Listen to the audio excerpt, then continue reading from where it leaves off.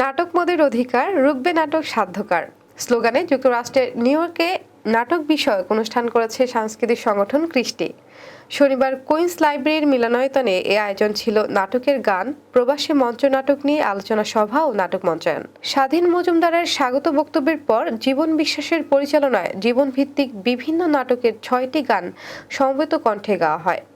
শিল্পী ছিলেন জীবন বিশ্বাস, সীতেশ ধর, আশালতা দেব, মুক্তা ধর, রূপালী ঘোষ, কে ধর, হার্লন লিটন, ফিলিপস, শিপ্রা দে, সিফাত উদ্দিন, পলক, ক্রিস্টেলা কুইয়া, দীপা দেবনাথ ও দীপ্ত রায়।